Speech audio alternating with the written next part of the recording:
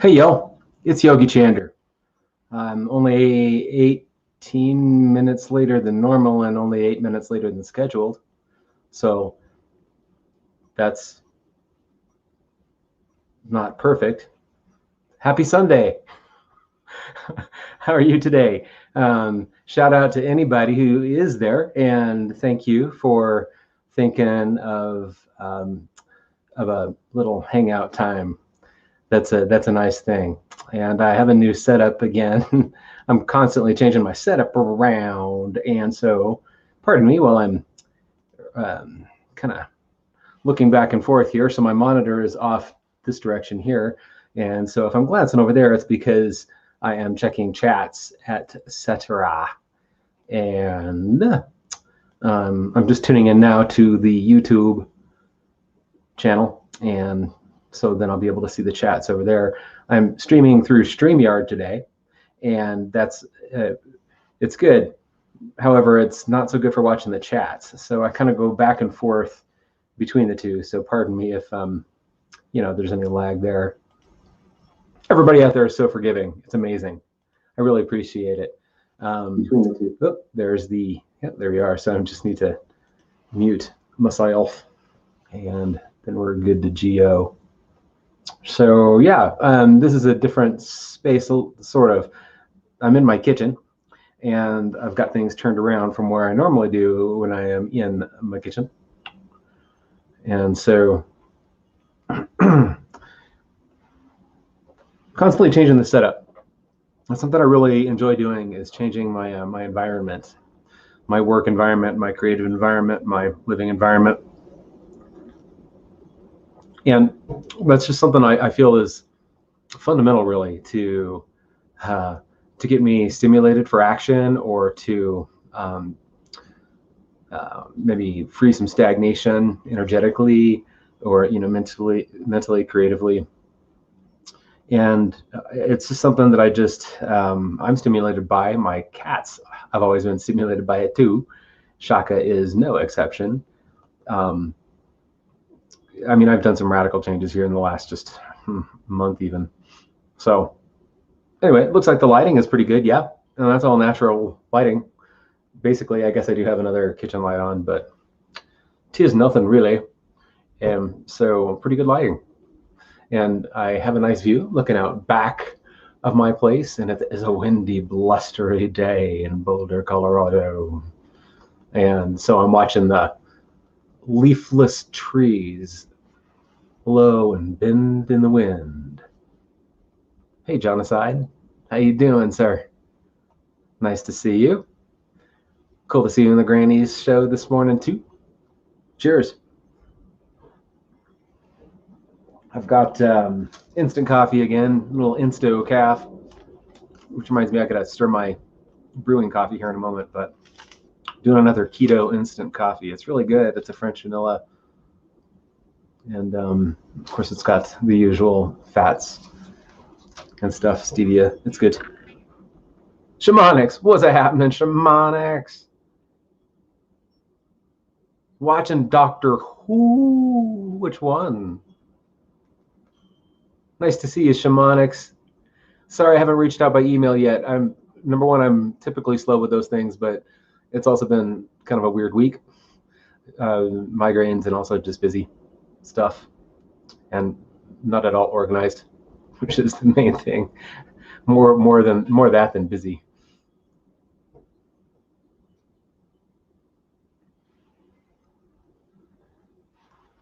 Tenet, yes. He is my favorite. It's funny that you spelled it Tenet. My recent guest, Emily Moyer, has been talking about this movie Tenet recently. If you're familiar with that at all. I haven't seen it, but I'm familiar with it through some of her talks and things. It's pretty interesting. But David Tennant is my favorite New School doctor.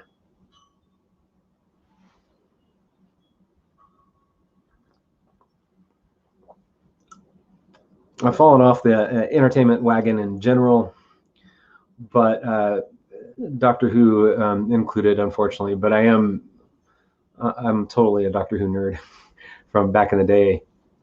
So, yeah. Oh, you haven't seen Tenet the movie? Oh, I thought you meant David Tennant.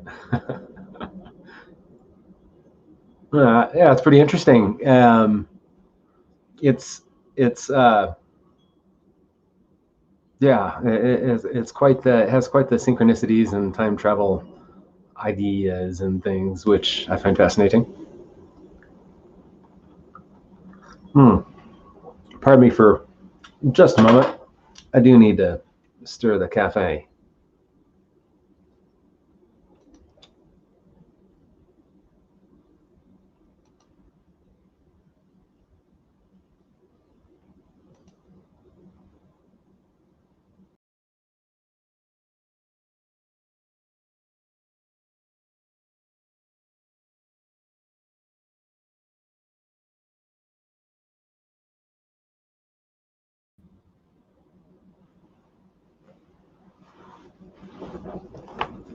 I am here. I'm just stirring my coffee. It's brewing. Be right back.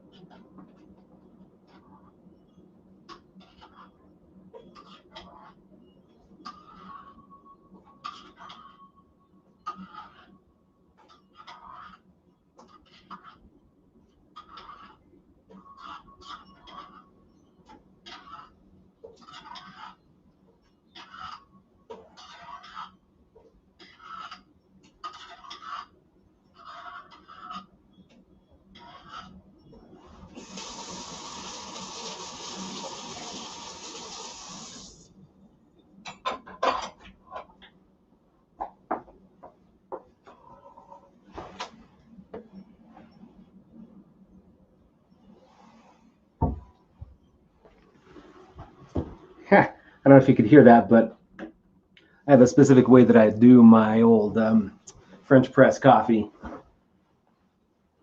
I'll tell you about it. Hey, what's up, Keats? Awesome. How's it? How's it? You know, John Aside, that's funny. I was actually thinking about the 11th Doctor today, Matt Smith. Um, it just in totally a weird sort of way because my mind just takes jumps. But randomly, I wound up thinking about soccer because someone mentioned soccer, and I used to play soccer. And then I was kind of goofing around with a ball for a minute, and I was thinking about Matt Smith and that he was a former soccer enthusiast and thought he might be a pro soccer player. And I was thinking about one of the episodes where he was kicking around a soccer ball. So that's where my mind went today, and there you are mentioning it.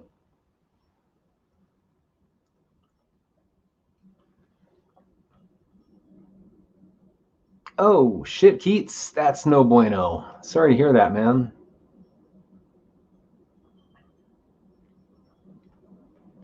Ah, cool. We have a full on aha video happening here. Everybody's got their wrenches.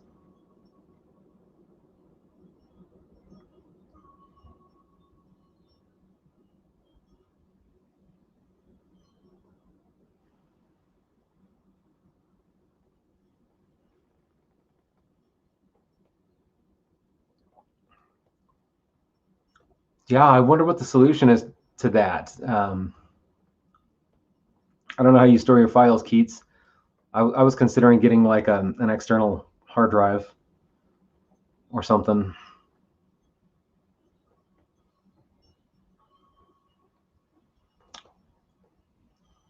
I don't really have anything saved correctly currently.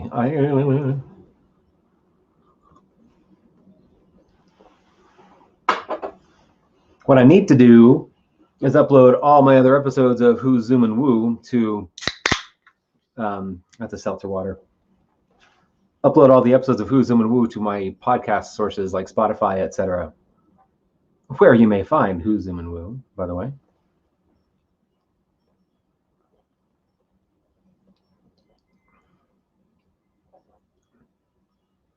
Oh, interesting to know, you guys. Sorry to hear that. That's a bummer.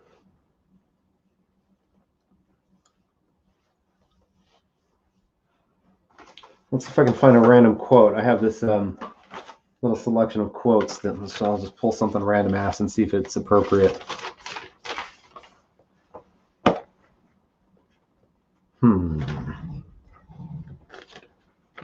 Yogi, where are your reading glasses? Oh, God.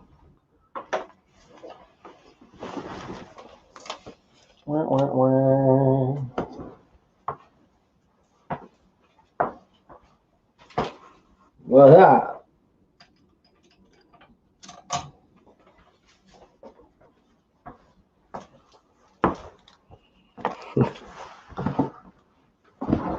The random ass quote maybe wasn't perfect then, but it's probably perfect now.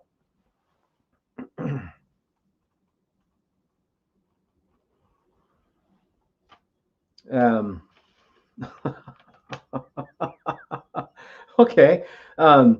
Hunting. On hunting. Do you ken John Peel with his coat so gay? Do you ken John Peel at the break of day? Do you ken John Peel when he's far, far away with his hounds and his horn in the morning? That's from Anon, John Peel. There's one more regarding hunting. Detested sport that owes its pleasures to another's pain. Cowper, The Task. Cowper being the author, The Task being the source. John Peel, like a lemon is peeled. That's actually very interesting, Keats. I'm not sure. This is a random source of quotations I just have jotted down. Or I guess it's not a source then.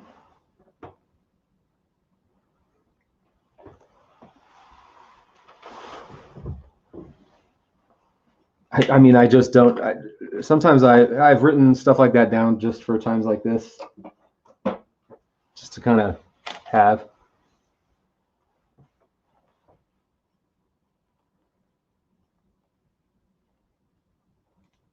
Bar.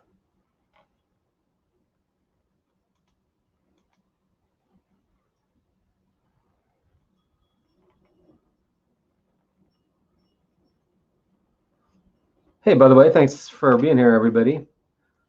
If anyone is interested in paneling on, let me know. You're welcome.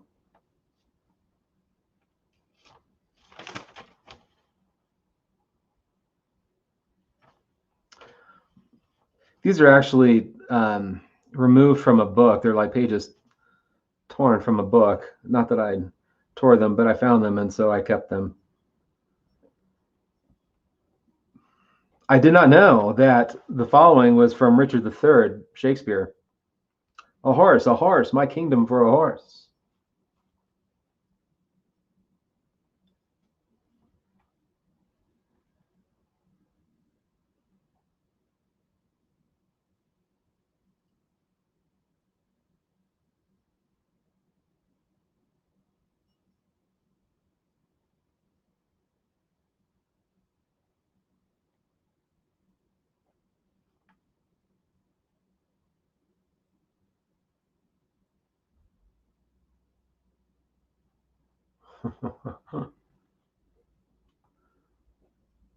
Let's see. Hours. Ooh, that's a fascinating subject, yeah. This is by Horace Mann. Lost, 2 golden hours. Lost yesterday, somewhere between sunrise and sunset, 2 golden hours, each set with 60 diamond minutes. No reward is offered, for they are gone forever. Pardon my cold reading, by the way, if it's each set with. Well, that was a. Sorry about that little audio goofy. Yeah, pardon my my reading if it's off. It's totally cold reading here. Here's another one: Adelaide and Proctor from One by One. Ours are golden links, God's token, reaching heaven, but one by one take them, lest the chain be broken, ere the pilgrimage be done. Interesting. Oh, time.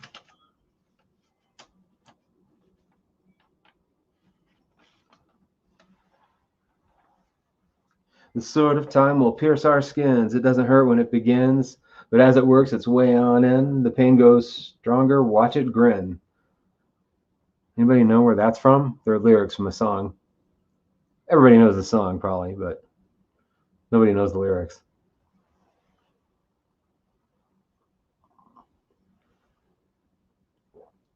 There you go. That's awesome, Shamanics. I like that. I'm going to put that up on screen. Hello. Let's see.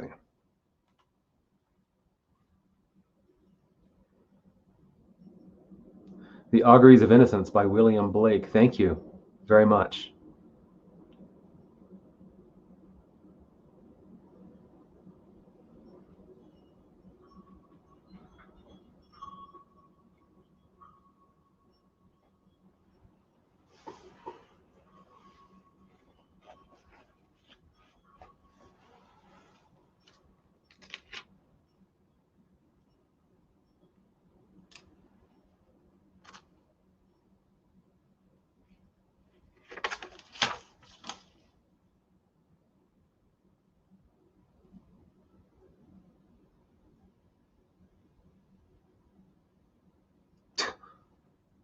Wow, that's fascinating. I'm just I'm goofing through and checking out these different random quotes that I've got here. It's interesting. Man, if anybody can name the quote, that'd be cool. Maybe I should just do that. They're kind of random though. I mean, I have no idea what some of these are, but this one is kind of I don't know, potentially contemporary. Let's see here. On the road to Mandalay, where the flying fishes play, and the dawn comes up like thunder outer, China crossed the bay.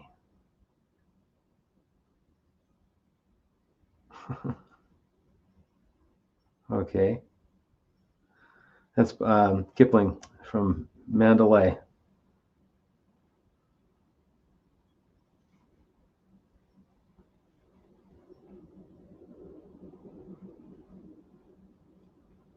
Huh.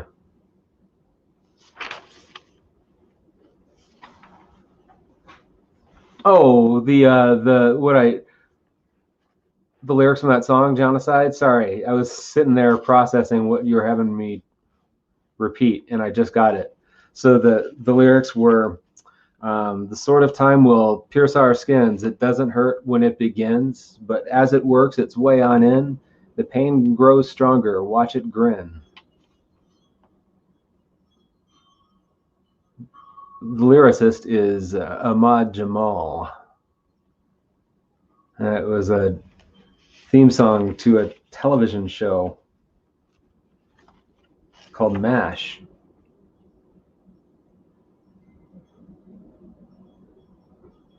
Suicide is Painless is the name of the song. I was a MASH freak when I was a little kid. I know that whole song. It's a little dark. I mean, it's quite dark. So is MASH, really. And then we could go into the horrors of war, right? Hey, I wonder if there's anything about war. Quoted here. Yeah, some war, sir. Wars do not make one great. That's Yoda. Did I get that right? War. Ooh, there are some on war. Okay. Word.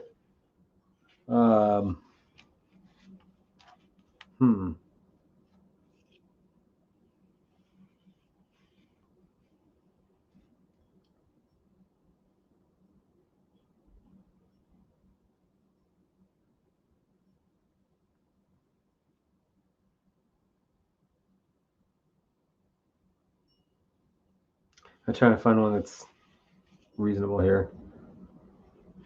Oh yeah, really, Genocide. I was Hawkeye definitely influenced me as well, but I like Trapper John a lot too. I mean, I even like we would role play it as kids and stuff. We even dissected a frog playing MASH one day, and we brewed like fake martinis. I mean, I'm talking little kids, little, like maybe 9.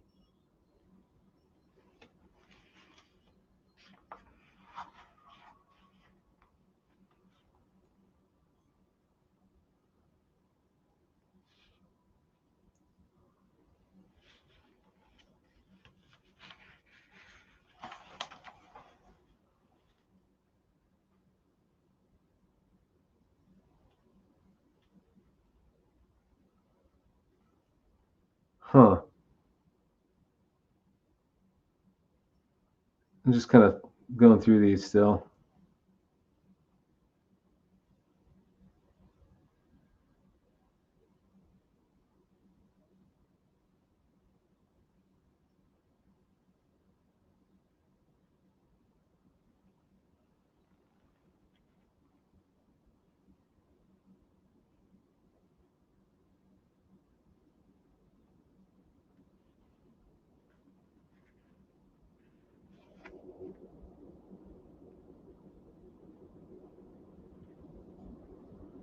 There's many a boy here today who looks on war as all glory, but boys, it is all hell. An address in 1880 by General William T. Sherman.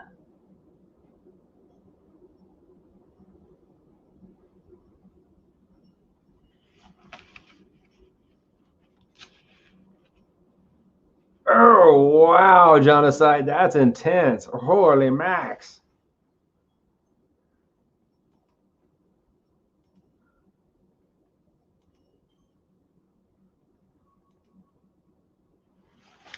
That's, wow.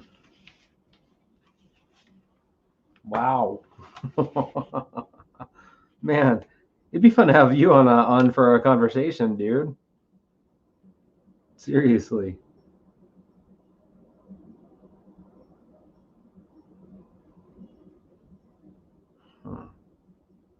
Whoa, okay. Take this for what you will. Um,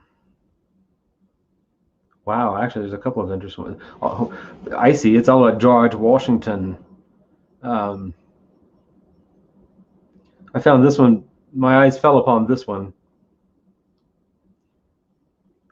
A Pharaoh's in the night, a pillar in the dawn. By his inspiring light may we fare on. That's from Clinton Scollard at the Tomb of Washington.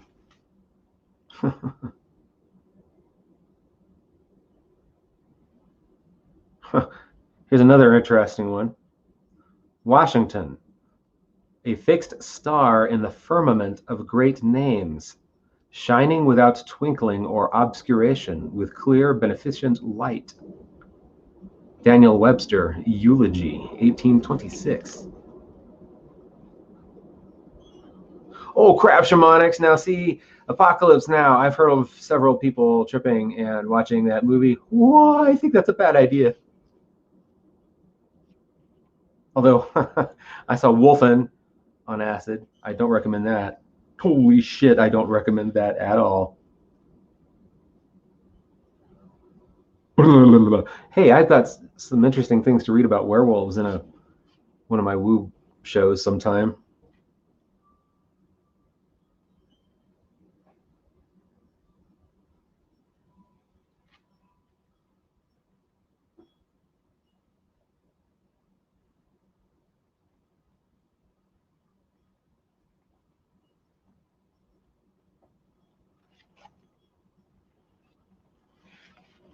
It was an accident.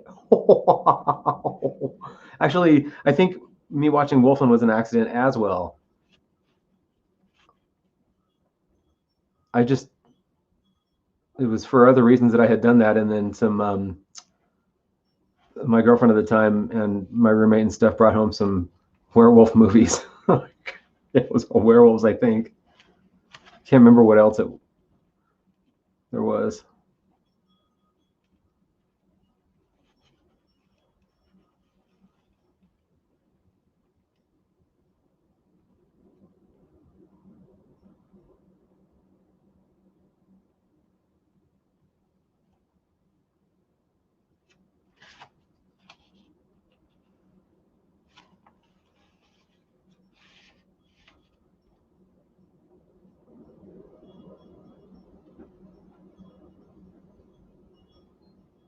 Oh my, that's dark. There's a lot of, it's interesting, like old books, the quotes that are just like really sarcastic about marriage and long-term relationships. I'm not even going to go there right now because I don't have any bitterness within me at the moment, but it's just something of note.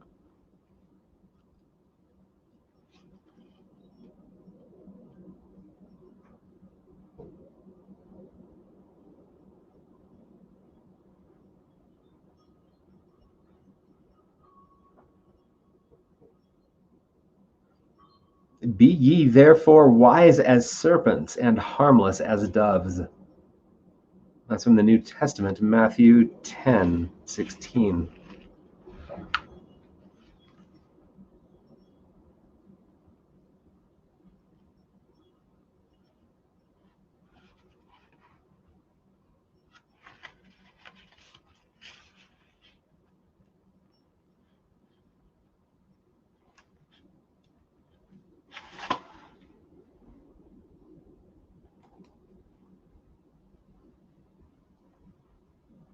Dark Waters, huh? And Dogman. Oh yeah, man. Me too. I'm into Dogman.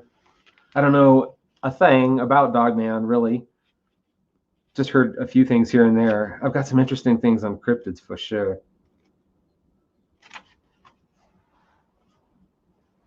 I'm trying to think about the best way to present that stuff in a show.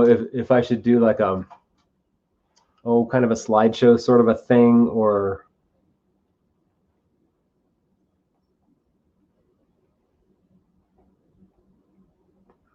maybe do like a woo, like a deep woo specific show. Still trying to hammer that out. I mean, there's plenty to go into with the woo. I mean, the cryptids alone,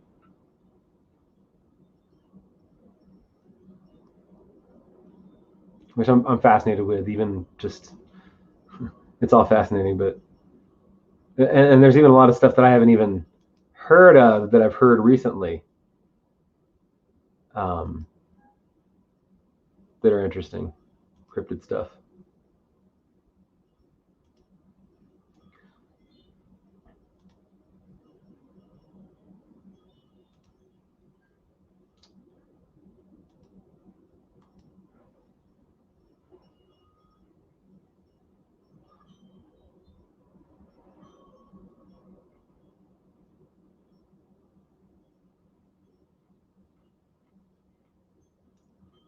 Doing a little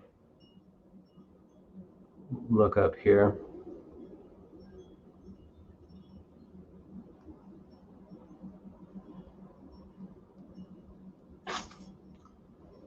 Bookmarks are not well organized. No surprise. Is anything in my world well organized? Not for long. Not for long.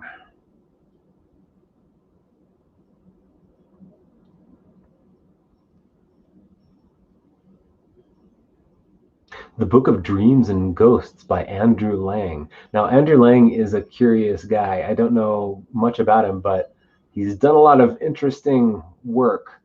And I came across him in the weirdest way, looking up quotes about statistics. And he had a very interesting thing to say. But anyway, he's done a lot of work about fairies and cryptids and stuff. I'll definitely be looking into him on my shows.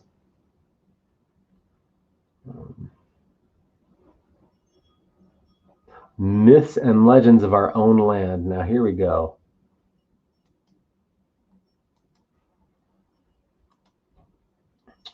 This is by Charles M. Skinner. Probably heard of Charles M. Skinner.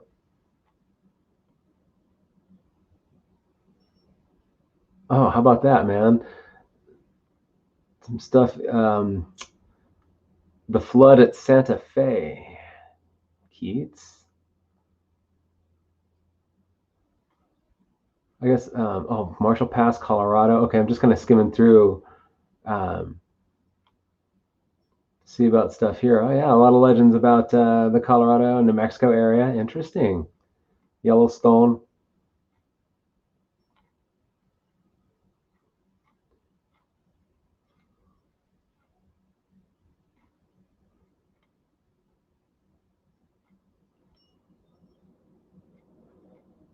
Arizona.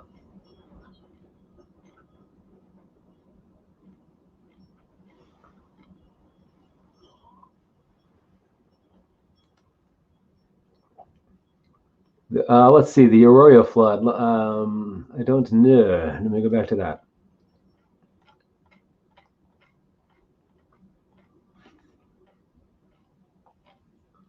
The flood at Santa Fe, 1889. Is that what you were saying there? Let's see. Yeah. Must be, bro. Bro. I don't know why I called you bro. I don't call people bro. Oh man, but that's funny. Let me check that out. I'll go read it. It's just two paragraphs. Many are the scenes of religious miracles in this country, although French Canada and Old Mexico boast of more. So late as the prosaic year of 1889, the Virgin was seen to descend into the streets of Johnstown, Pennsylvania, to save her image on the Catholic Church in that place when it was swept by a deluge in which hundreds of persons perished. It was the wrath of the Madonna that caused such a flood in New Mexico long years ago. There is in the old church of Our Lady of Guadalupe in Santa Fe a picture that commemorates the appearance of the Virgin to Juan Diego, an Indian in Guadalupe, Old Mexico, in the 16th century. She commanded that a chapel should be built for her, but the bishop of the diocese declared that the man had been dreaming and told him to go away. The Virgin came to the Indian again, and still the bishop declared that he had no evidence of the truth of what he had said. A third time, the supernatural visitor appeared and told Juan to climb a certain difficult mountain, pick the flowers he would find there, and take them to the bishop. Well, after a long and dangerous climb, they were found, to the Indian's amazement, growing in the snow. He filled his blanket with them and returned to the episcopal residence, but when he opened the folds before the dignitary, he was more amazed to find not flowers, but a glowing picture painted on his blanket. It hangs now in Guadalupe, but is duplicated in Santa Fe, where a statue of the Virgin is also kept. These treasures are greatly prized and are resorted to in time of illness and threatened disaster. Maybe now, the statue being taken through the streets in procession when the rainy season is due. Collections of money are then made and prayers are put up for rain, to which appeals the Virgin makes prompt response, the priests pointing triumphantly to the results of their intercession. One year, however, the rain did not begin on time, though services were almost constantly continued before the sacred picture and the sacred statue, and the angry people stripped the image of its silks and gold lace and kicked it over the ground for hours. That night, a violent rain set in and the town was nearly washed away, so the populace hastened the work of reparation in order to save their lives. They cleansed the statue, dressed it still more brilliantly, and addressed their prayers to the Virgin with more energy and earnestness than ever before. Thus is the story of the flood at Santa Fe.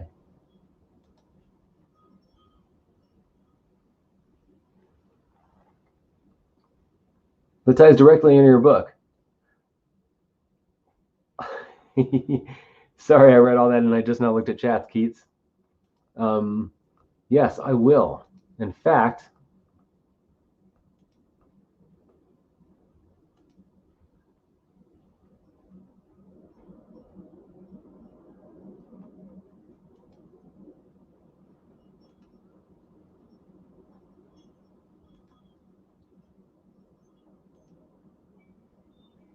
I'm trying to figure out how to just send that to you. I guess. I don't know if you were. You know what? I guess I could just put it up because I was just quoting it, eh?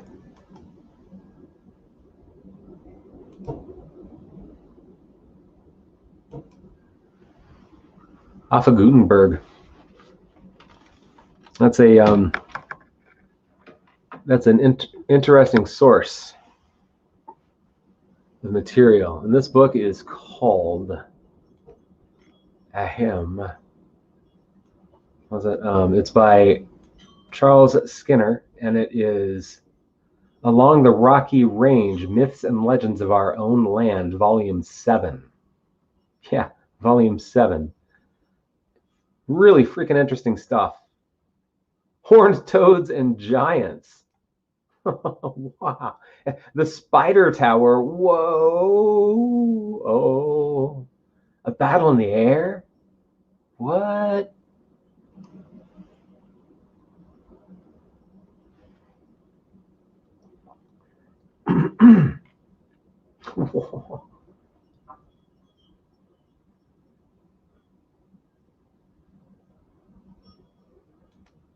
Pretty interesting book.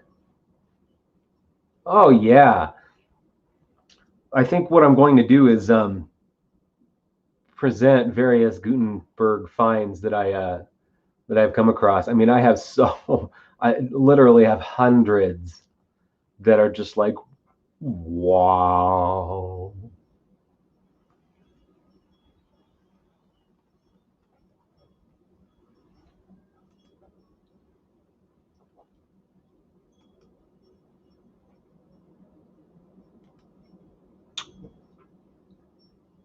Hey, thank you for that link, man. Appreciate that. That's awesome. Oh, yeah.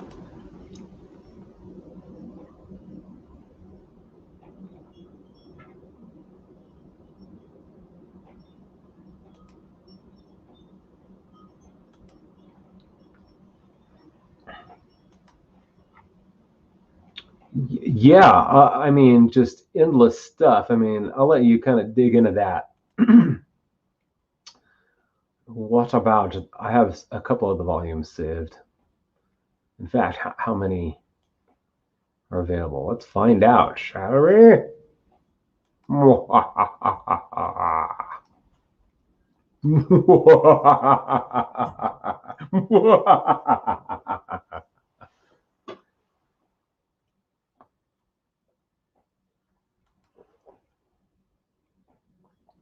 Oh, snap. Oh, they've got a bunch. Let's do a series on it. Okay. Okay, that's how it is. Oh, the complete. Oh, yes. Yes, yes, yes. Okay, coolio. Okay, officially.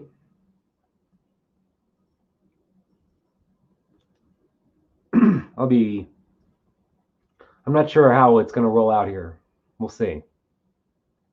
But I'm going to be digging into with whosoever wishes to join me in online. I'm going to be digging into Myths and Legends of Our Own Land by Charles M. Skinner.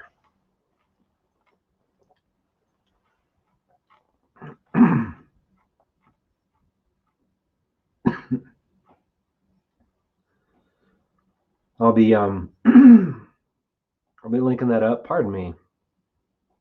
Caffeine's not the best thing if you're going to go speaking, really. Especially fat coffee like that with the butter and coconut oil. And I don't know, it's good though. Um, yeah, sweet. Okay, so somehow I'm going to be presenting this. I like the idea maybe of cold reading it. But I'm also not going to do that for hours and hours, and there's so much material. Holy crap.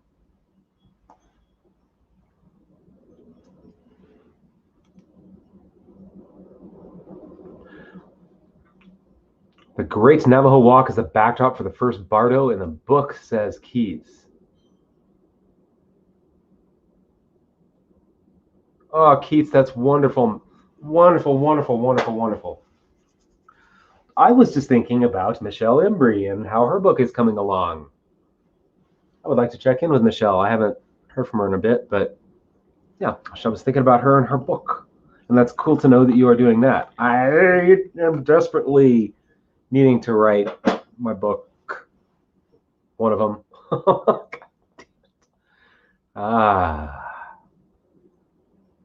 Michelle, speak of the Wevel. Speak of the She Devil. How's that book coming along, kiddo?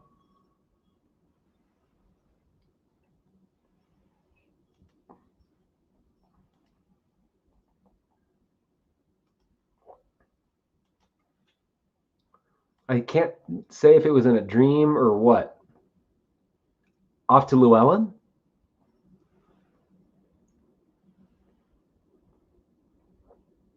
Is it all complete, or is it the like a preview portion of it so that they will approve it? Oh, I could cry right there with you. I want to know how it goes, and I'm sending you the best vibes on it. That's so awesome. Well, when you get money where you got to go with that, from what I remember, it's been a long time. I don't know why I did the crying voice. In the words of, oh, was it I forget now, was it the devil robot in Futurama? Um, Good. My ridiculously circuitous plan is nearly 1/4 complete. Something like that. I know, dang it, I don't even know how to begin organizing.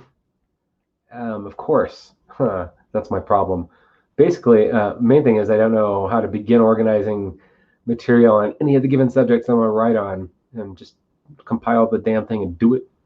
I have a hard enough time doing that with presentations. Like, there are so many things I'm fascinated with just presenting to the show here, there, and everywhere, making each day of the year. Both of us thinking how lonely it can be. I forget. I forget the next line.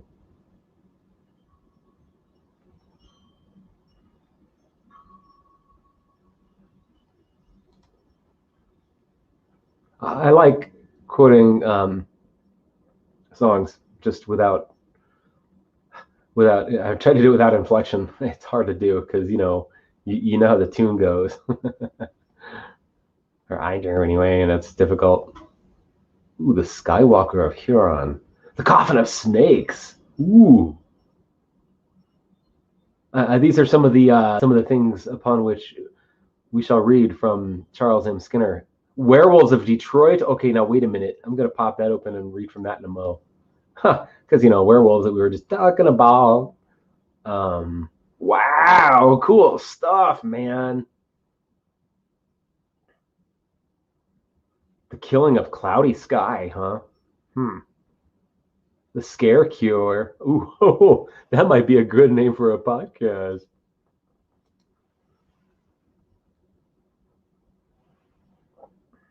Oh my goodness. Yeah. Okay, so how should I do this? I wonder if each one should be like it. I mean, if I did a podcast on these, I don't know how long it would go. They're not numbered. There's a whole lot.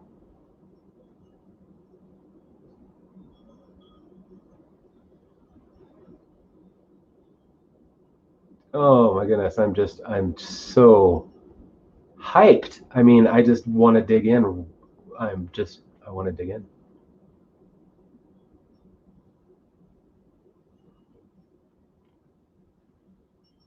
Monsters and sea serpents, stone throwing devils.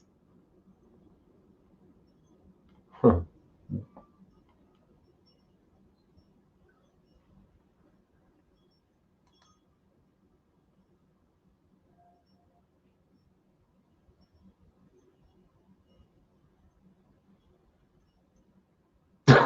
Awesome, shamanics. Oh, do it anytime.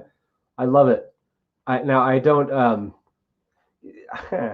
I've known so many people that could quote so many movies like perfectly, and I rarely get the quote exactly right. Um, but if it's especially if it's like an '80s movie, I'll probably know where it comes from and who it is and stuff. Got to clean up the dog poo. Oh, genocide. Yeah, do that for sure. Or did you mean by that unsubscribe to my channel or something? Um, I forgot what I was saying. Oh yeah, yeah. Throw out the quotes. I was participating in an online chat recently, and long story short, I was wondering, I posed the idea, I don't know why it came up, but the idea that perhaps Happy Gilmore, the movie, I'm not sure how to say this, something like it has a lot of predictive programming to the Mandela effect. Or there are a lot of synchronicities with the Mandela effect. And it's before a lot of that was even talked about.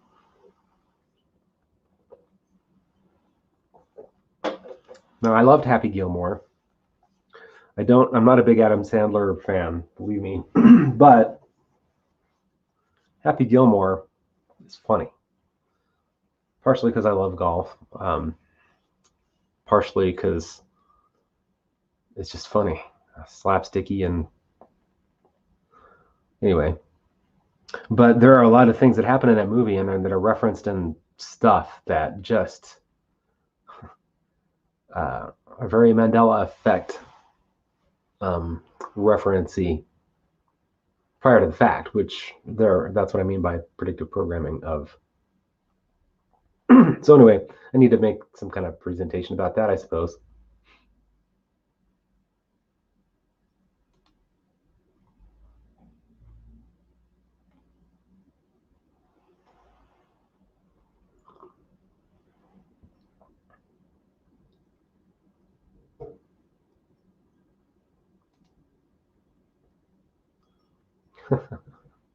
I do like the scare cure. Oh, that's a really potentially good name here.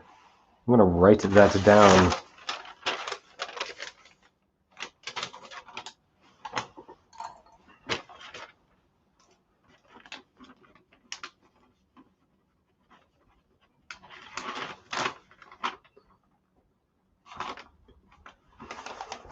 I'll save reading that for another time.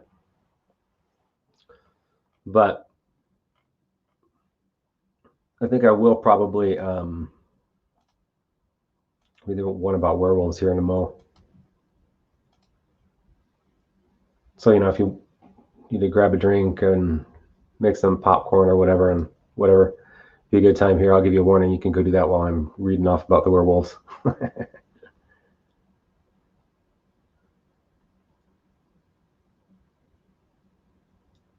Oh, okay, Shamanics. Wow. Oh, what's up, Pug? By the way, hey, Pug. Genocide, Pug. Hey. Okay, let's see, man. I'll read it cold, and I'm not sure what it's from, just looking at it, glancing. But here, I'll read it cold. Physical strength is no substitute for perception. Fist of the North Star.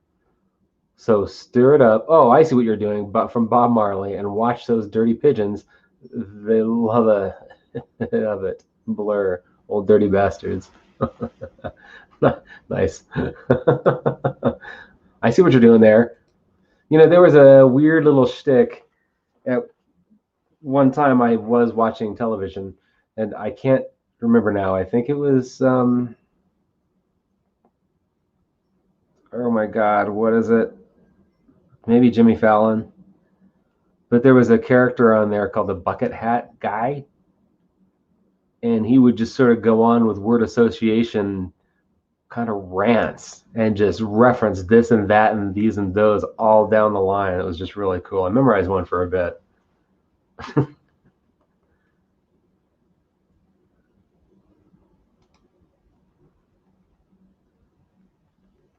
The movie of my life is low budget.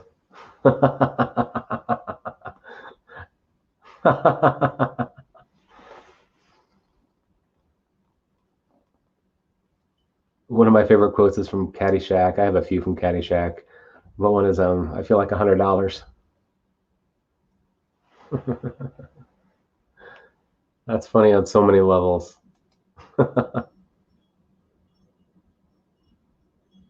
Hey, whoa, we don't have a thumbs down. What happened? I haven't gotten edgy enough yet. Oh ho, can read some Bernays. Oh, I'm dying to, really. Dying to. Listen to that. Oof. Listen to that verbiage. Now, see, that's a whole nother topic, is words. wordcraft, spellcraft.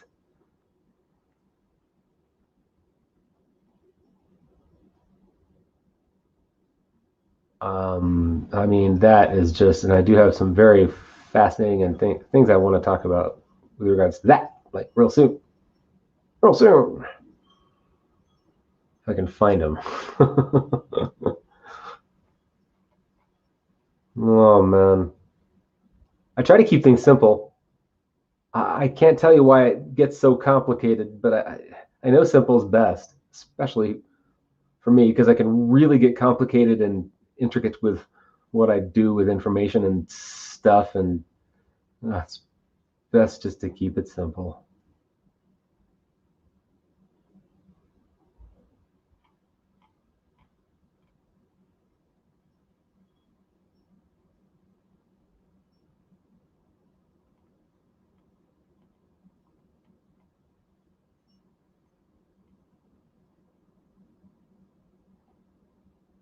Practical psychomancy and crystal gazing.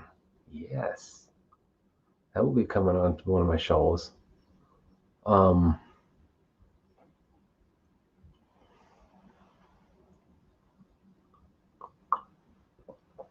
this is ridiculous. So another thing I just need to do is I need to simplify storage of information like this, where I can just call this up with a macro. Yeah, macros.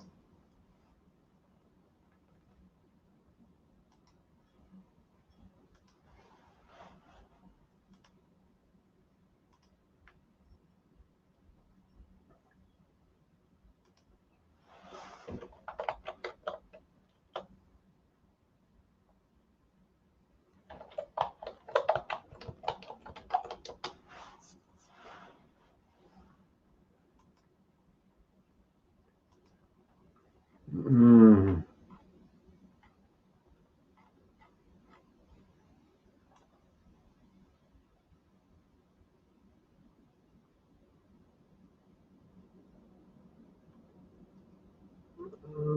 I want to read this Bernays thing, but I don't necessarily want to get all edgy and stuff right now.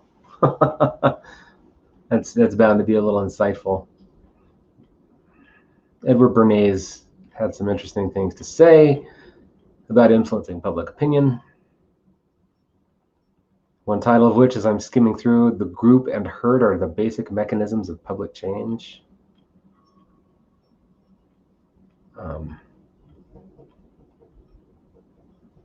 I don't. I want to set the tone before I get into the deep dive on the edge front there. Can't flip back and forth between edge and woo quite like that, right? I'll wait till time passes.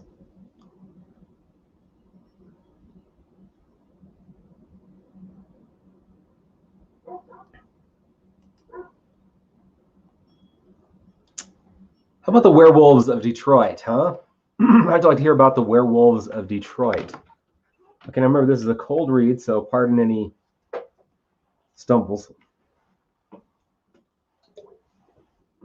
It's just 3 paragraphs long.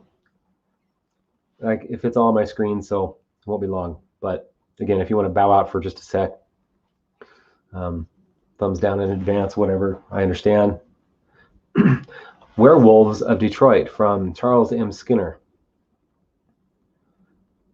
Long were the shores of Detroit vexed by the snake god of Belle Isle and his children, the witches, for the latter sold enchantments and were the terror of good people. Jacques Morand, the coureur de bois, was in love with Geneviève Parent, but she disliked him and wished only to serve the church.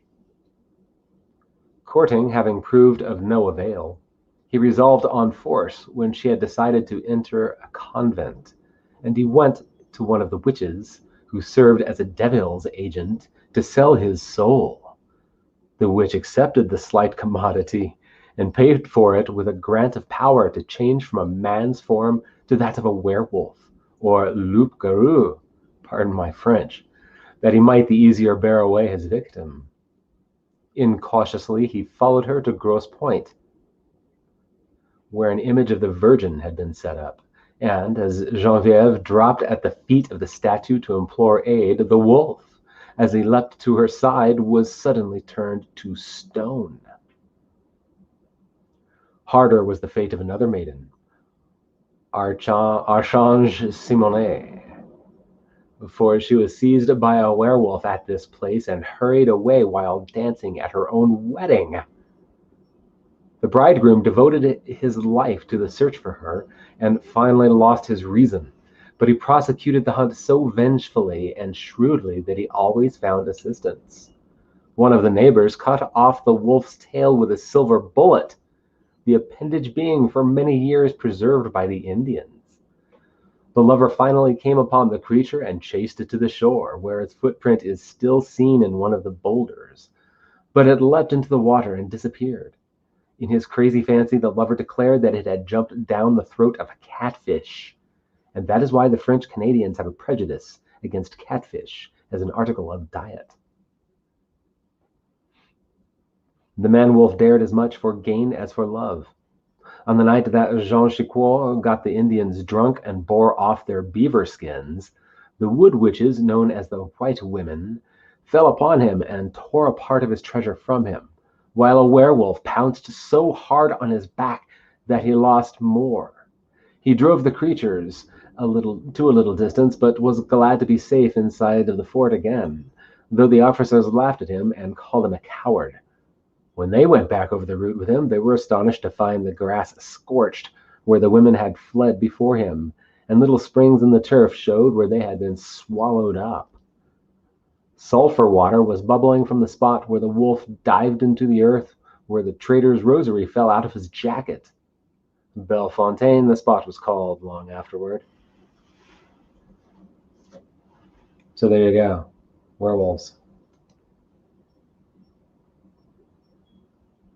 Yeah, probably their hair was perfect like London werewolves.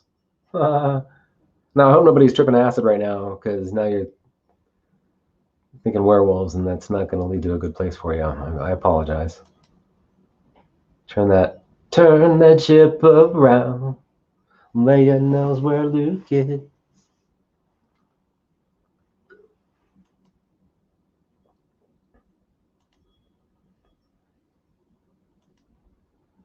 So yeah, I think I'll leave it there for reading into that. But wow, some juicy juice. The Witch of Pictured Rocks. An Averted Peril. The Wraith Ringer of Atlanta. Wow.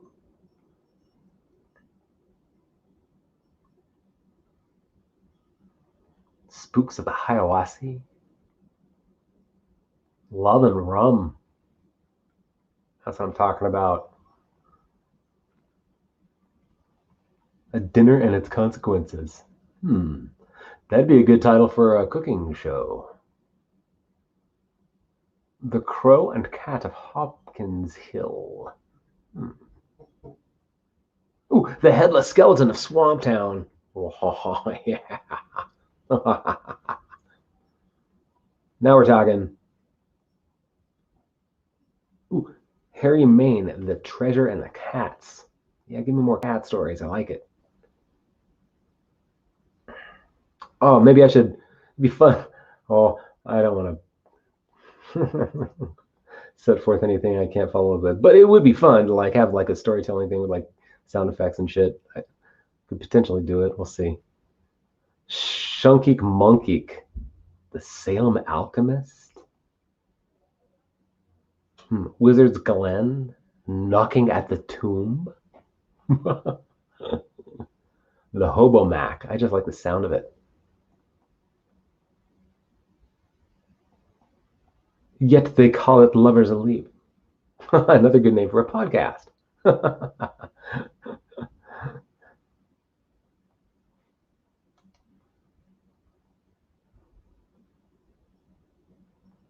Yeah, man. Good call about that. About the werewolves. Oops. Oh. Well, yeah, you've supported that, Michelle. Exactly. Vampires got to kill and eat that blood. Unless you're like, I think it was Oh my God, I can't remember his name. Lewis from Interview with the Vampire killed rabbits for a long time because he couldn't stand to kill people.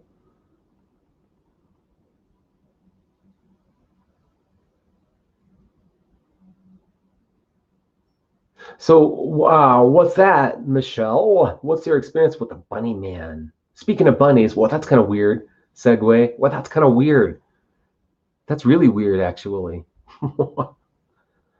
Strange little rabbit hole.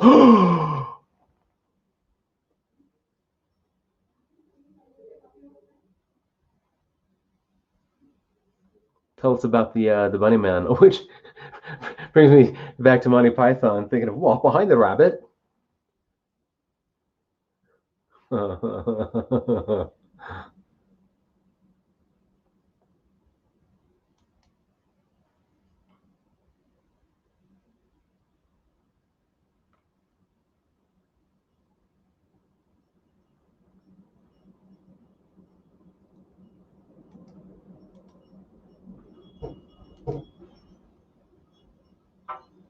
Are you talking like the bunny man from Alice in Wonderland? Of course not. You're thinking about. Are you thinking about?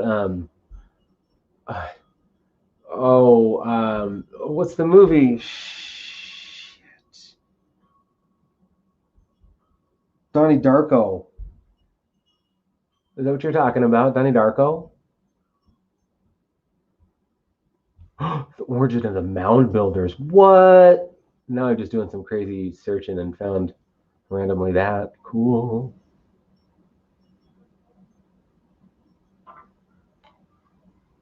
Oh man, I'm going to do a whole show about mounds and the joy of almonds. Somebody stop me.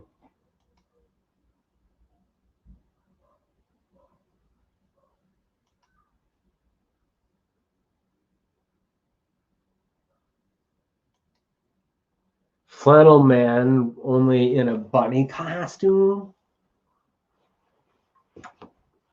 Holy Potkoiska.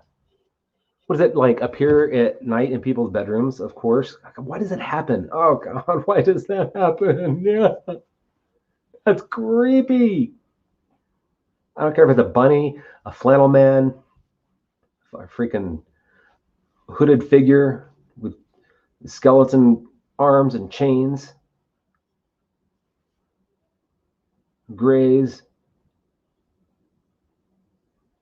grays who are green, but you call them gray anyway, because gray's what you call greens who are gray, not green, green, not gray, but they're gray.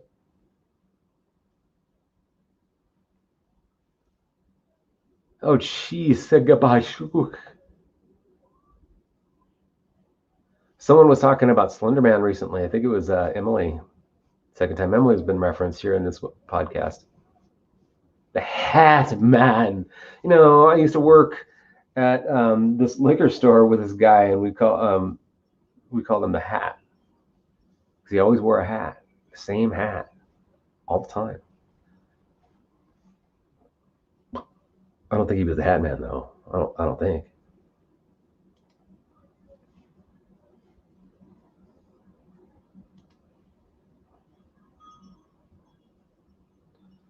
So yeah, Slender Man and or some of the other little.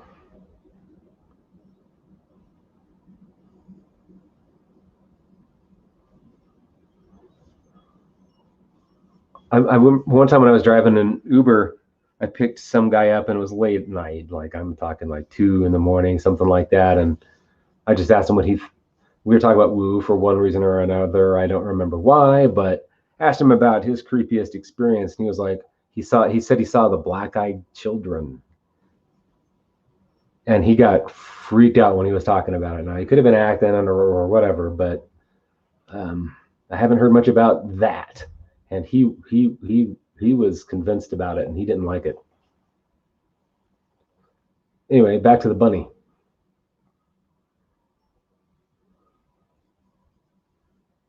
I didn't know that the bunny man is a phenomena.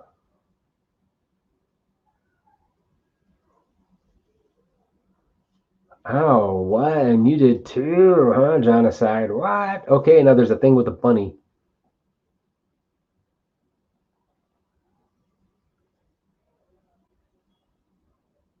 I used to have I mean, I was very small, like 6 or something, but I had a life-size Bugs Bunny, like stuffed animal thing. He had bendable arms and shit, like with coat hangers or something on the inside, kind of things that his arms would stay posed as you put him. But he was like a stuffed animal, and he was life-size to me, talking like probably 6 or 4. I don't know. Oh man, you drove taxi? Okay, cool.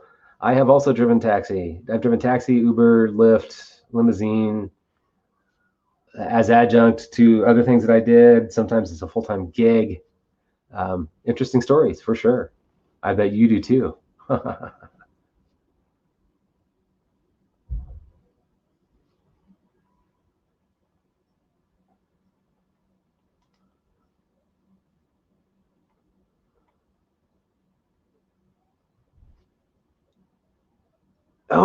Oh, Strange Familiars. Now, is that Joshua or Timothy?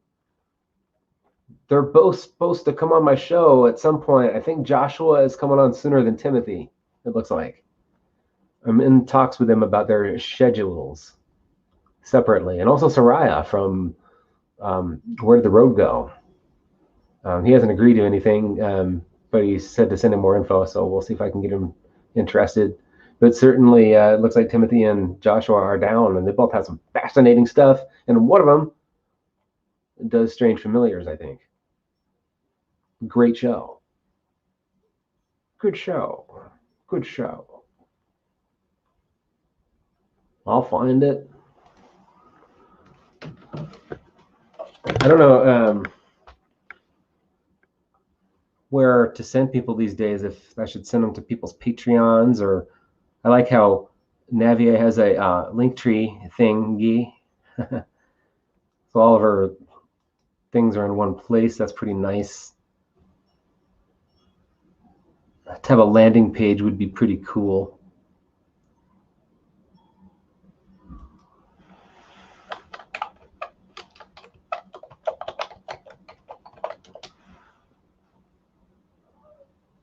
Oh, how am I not something happens? See, I get unsubscribed from shows sometimes. I don't know why.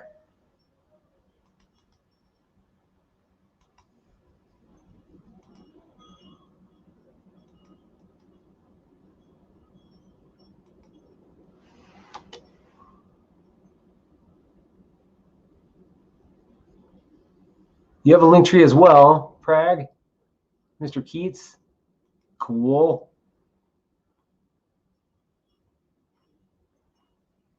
Let's see here. I'm trying to catch up here. So, Michelle, that's the link for Strange Familiars with the Bunny Man. Okay, cool. That's going on my late night list for tonight. Cool. And I will put up the link for Strange Familiars homepage in YouTube.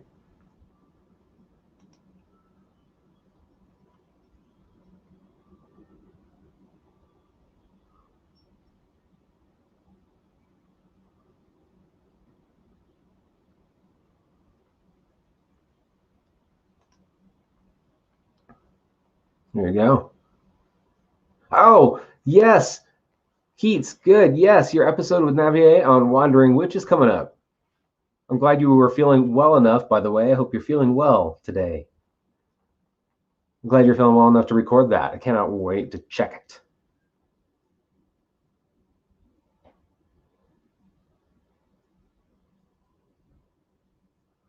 Oh, the Bunny Man. Okay, that is just creepy to think about, Michelle. Cool, that's going to be interesting.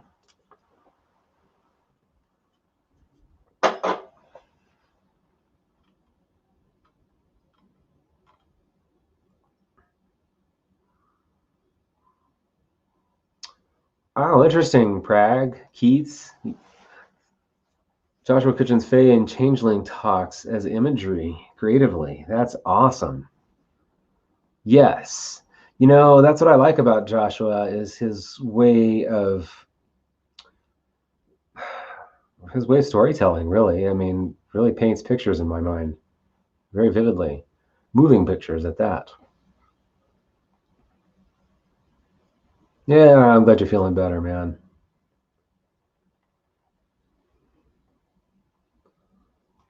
So again, Strange Familiars right there. Everybody sub Strange Familiars if you're interested in woo.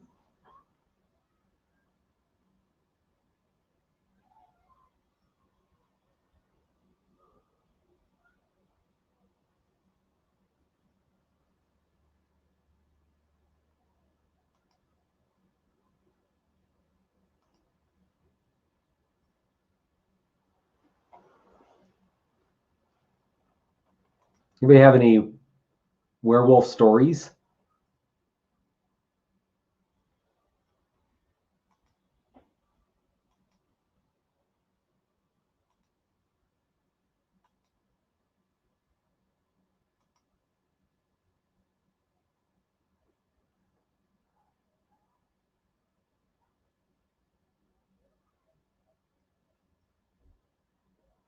I don't think that I've ever encountered a werewolf.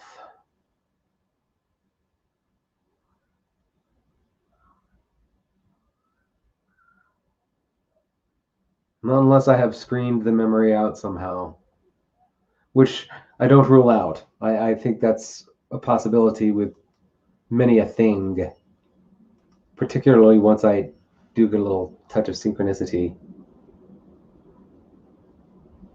Ah, Keats, watch out. Got to chain him to a desk at every full moon. I will remember that, man. I got my full moon water just ready right here from, I think it was from Samhain last year.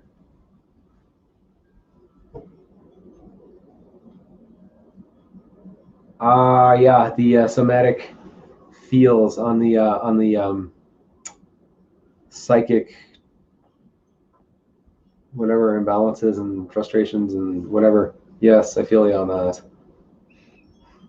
think that's where my migraines were coming from in the last couple of weeks. They were worse than usual. Keats was yes, Keats was born on the moon.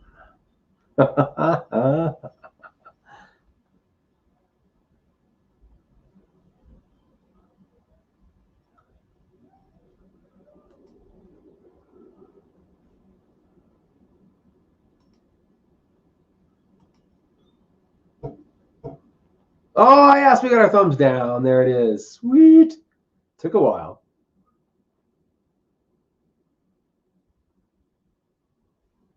Smoke 'em if you got 'em. I mean that quite literally. I know I am.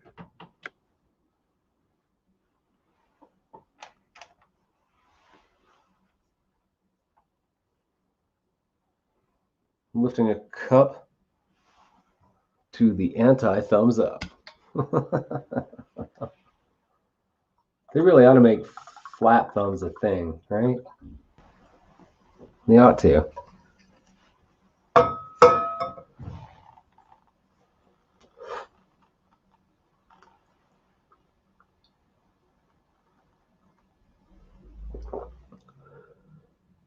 So has anybody experimented with shorts? I mean, on YouTube. Yeah, I mean, as far as short videos.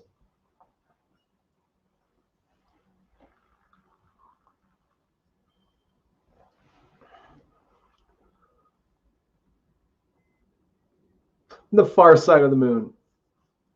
I think you mean just far side of the moon. No, that's a Mandela effect.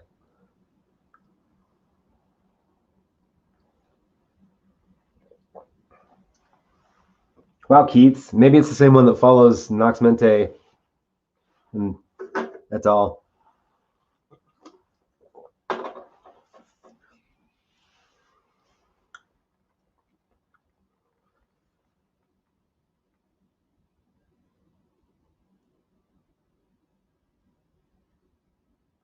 I was trying to segue back to Mandela effect, I suppose.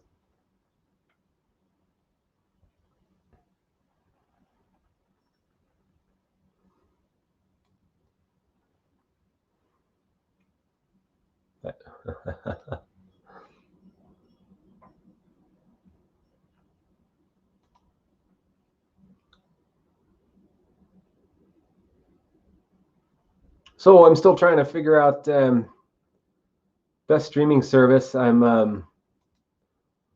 got to do a few things actually. I've got to do some upgrades, but that's one of them. And I just wondered if Keats, you especially, and anybody else, if you have any comments on streaming service. Keats, are you still using Zoom, or did you flip to StreamYard?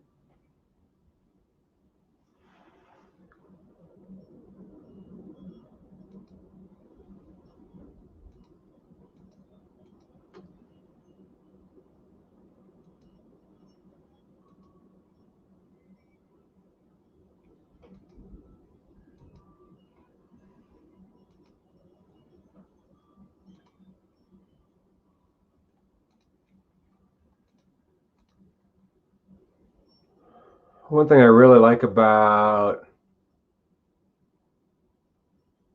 OBS, I keep forgetting about that. Jerry told me about that, and I keep forgetting to look into it. It's in my notes somewhere.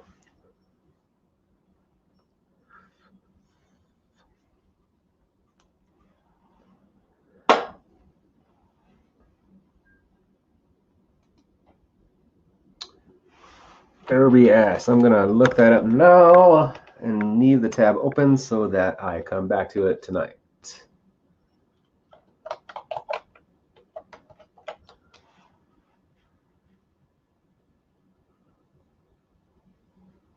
Would that be OBS Project or Streamlabs? Or is it the same thing?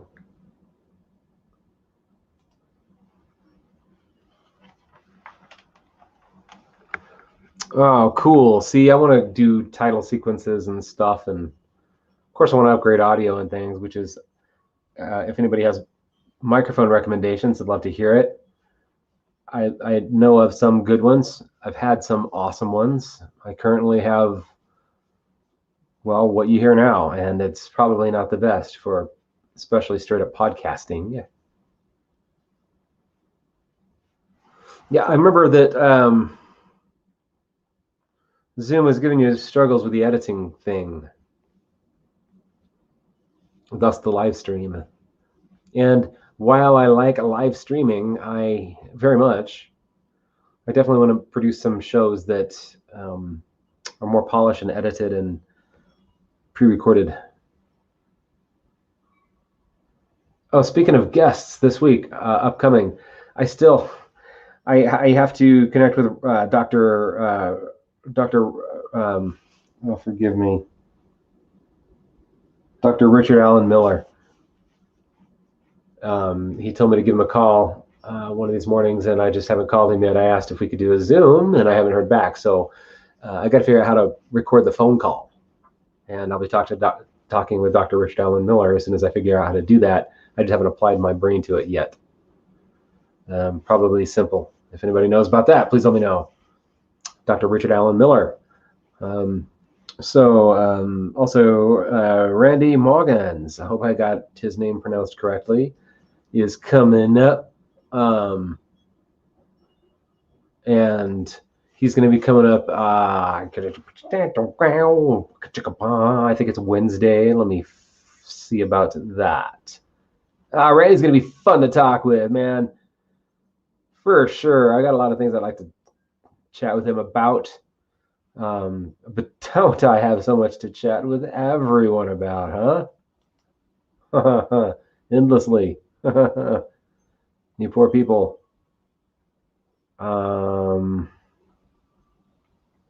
Okay. Is it Tuesday? Shit. Oh my gosh. See, I'm so terrible at this, and we've already we solidified when this is, and so I just, why don't I see it straight up? Obviously, I need some way to manage my old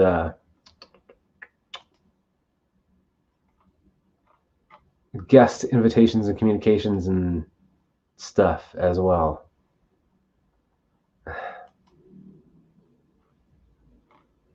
Okay, when am I talking to Randy? I gotta check it out on Instagram. Hang on. Pardon me, pardon me.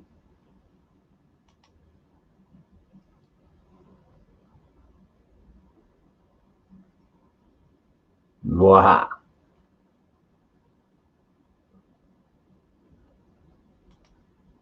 Randy Moggins.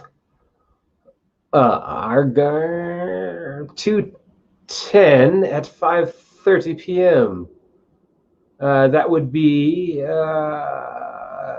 Randy's time, which is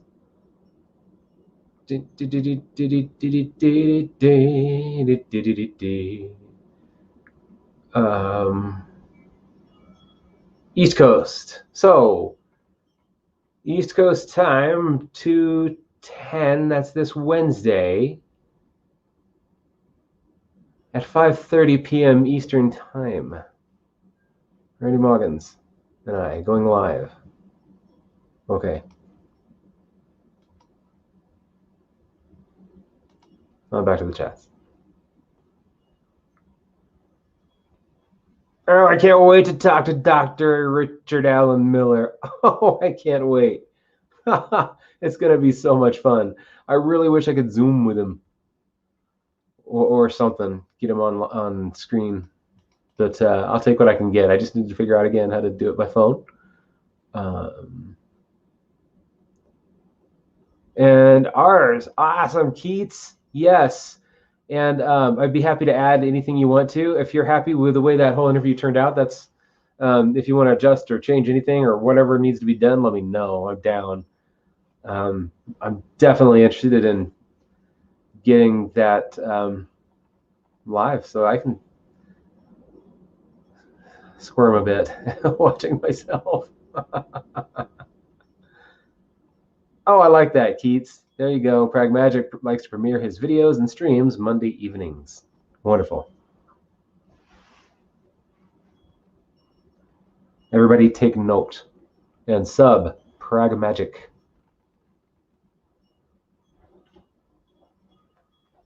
Please, Keats, put up your link if you wish.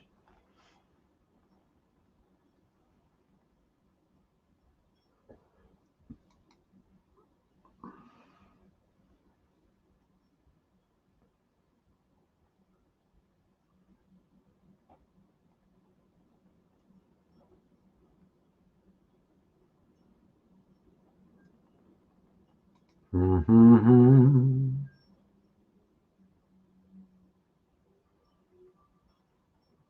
No werewolf stories, eh? I guess that's a good thing.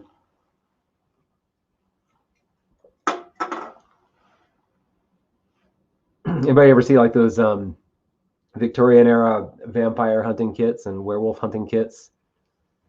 Pretty interesting. I wonder what a silver bullet actually feels like. And didn't the Lone Ranger actually use silver bullets? Good God, man, was he hunting werewolves?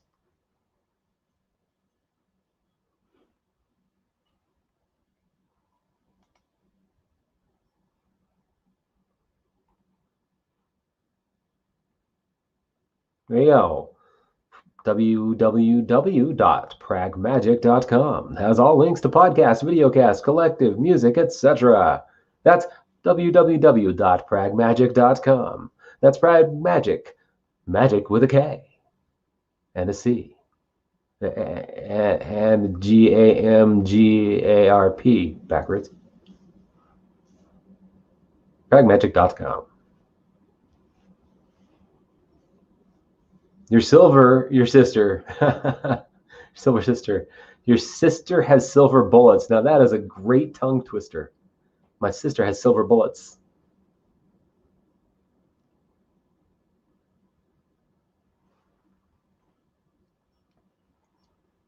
Yeah, your sister has silver bullets.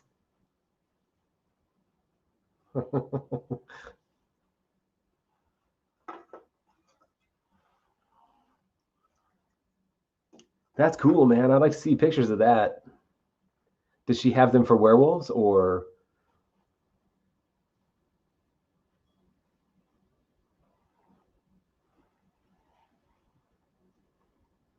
Is it a Lone Ranger thing?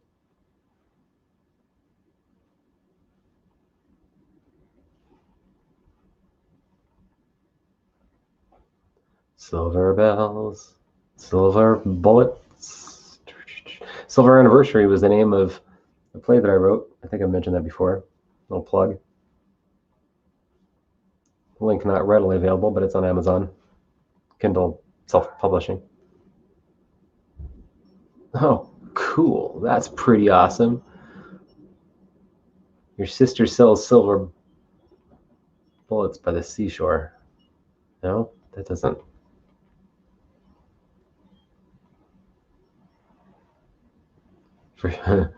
Your sister has silver bullets just for shits and grins. Um,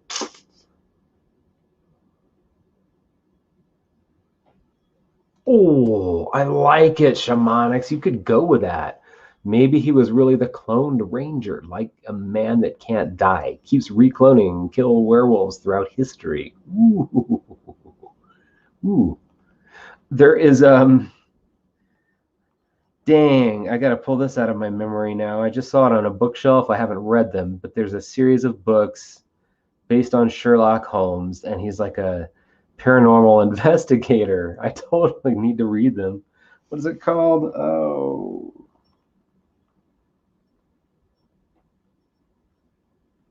it might be Warlock Holmes. I don't know.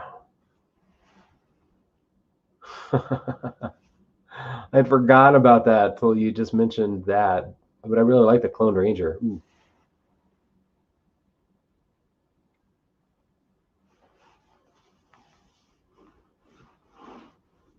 I know, right?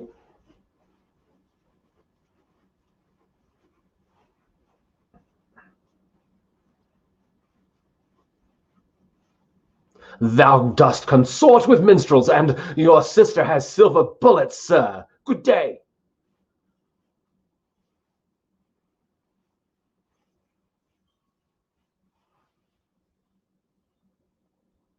But wait, I said good day, sir.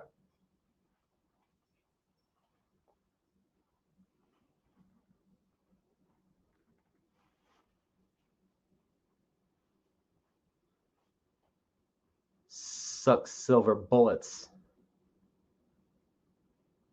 Holmes versus Cthulhu. Interesting.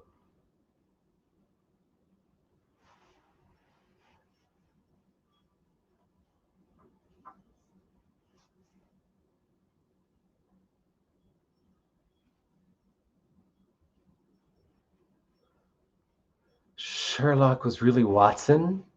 Oh, interesting. You mean like he was like sort of a like sort of a dual personality, or was he uh like his inner consult, like his inner shaman guru kind of guy? Or or like how did that play out? That's fascinating.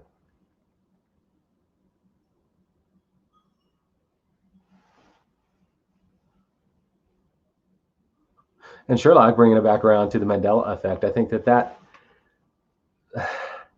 both Moffat and Gatiss collaborated on the writing of that, and they did Doctor Who and other notable things. But that the way that they wove several stories and elements of different stories into a specific storyline and changed it, and maybe made the name sort of a pun reference on the original story, or one of them, which may or may not contain the entire story of which their televised story is about. Anyway, so it just lends to sort of just memories being askew a bit. It's fascinating, and I like how they did that.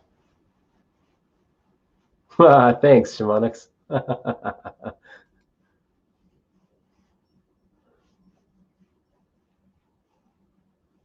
Watson was the brains, Sherlock was the beard. That's an interesting thing. Watson invented Sherlock for anonymity. Oh, the other way around. Let's see, that's interesting. I could definitely, I mean, Watson is clearly brilliant. I mean, the way he's written in Conan Doyle's stuff, which, by the way, Conan Doyle did a whole bunch of creepy paranormal stories and stuff. which I hope to read from. Not today. Not today. But yeah, he did a whole bunch of weird stories. Um, and even the Sherlock stories are interesting, and the way that people have played upon those characters, I really enjoy hearing about.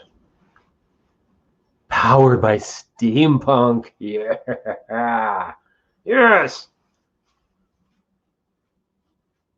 It makes me think of the original Wild Wild West on, but it was originally in black and white on television.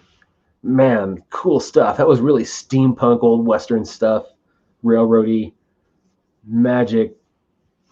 Bringing it back around to the Mandela effect because Richard Keel was in that. Richard Keel being kind of a tangential subject of the Mandela effect, and he was also in Happy Gilmore. What? The Doyle was Jack the Ripper. Wow, I had not heard that. Interesting.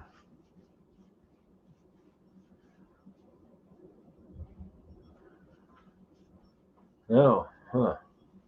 Wow.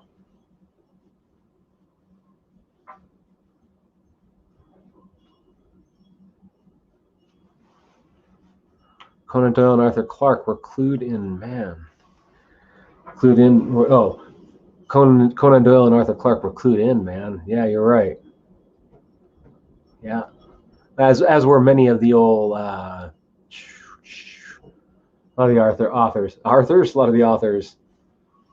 Arthur C. Clarke, I guess I was thinking of, and also Vonnegut and H.G. Wells and Lovecraft, of course. And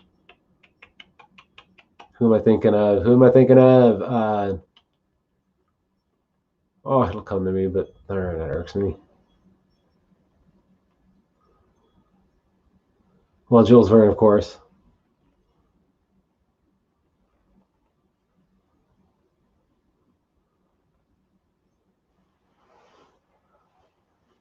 They knew a little too much, maybe. And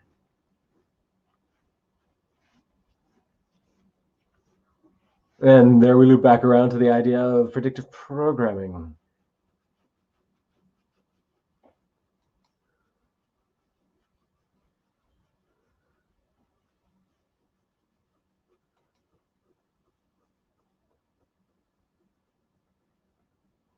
Sanctuary.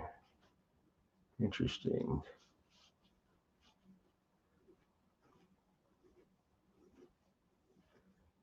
Interesting. Yes. Okay. That's good info, y'all. Thank you for throwing some cool stuff into the conversation today. This is neato.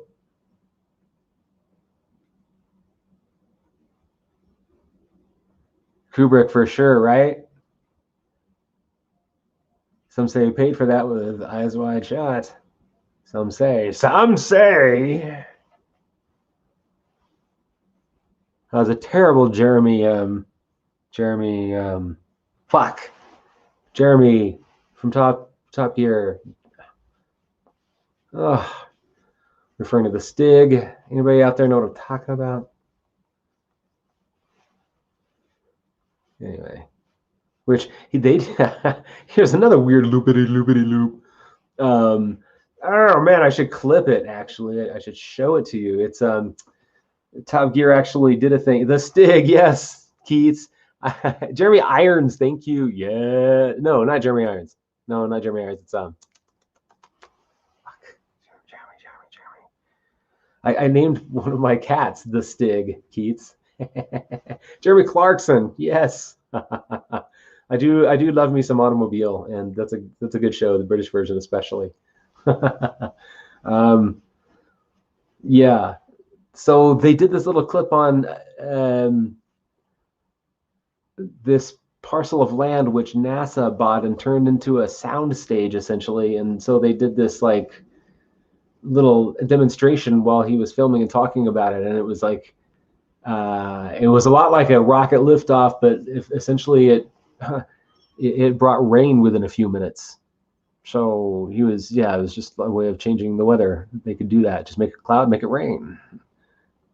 And he called it a NASA sound stage, and it was somewhere in America.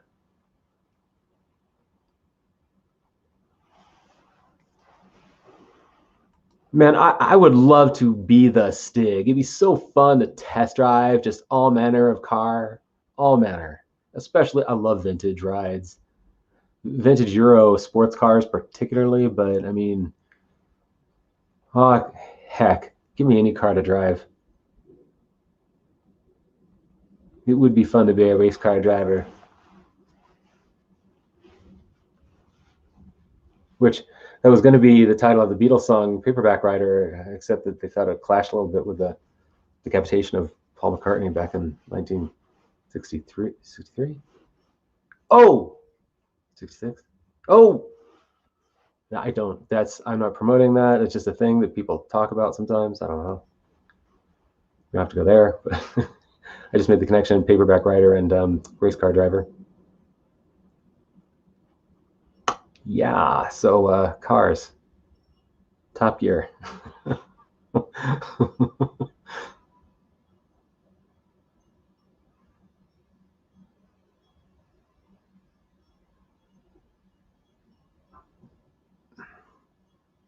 Supposedly Jeremy was one what?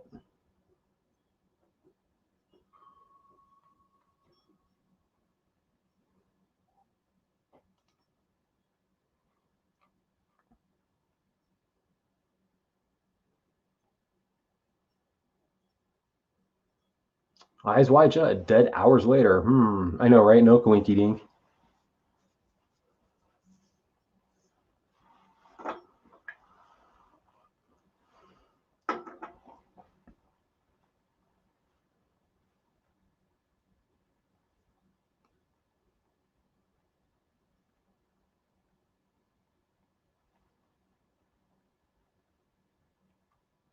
I don't know why, but randomly, I mean, just out of nowhere at all, I was thinking about Lamborghinis this morning.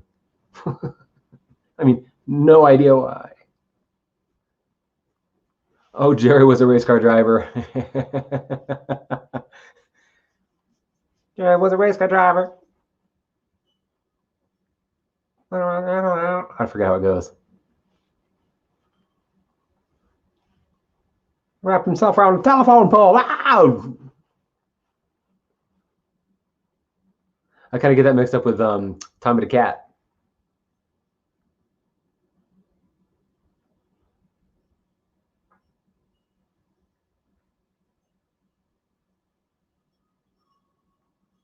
My name is Mud.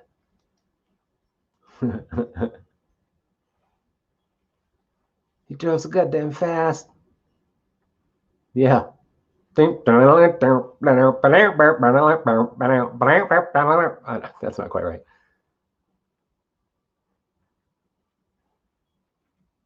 That slap bass thing. You know what I'm talking about. Cool song. Nice down the side. Tommy the Cat. And their videos, man. Remember their videos? They're all black and white and just really crazy videography. Kind of trippy.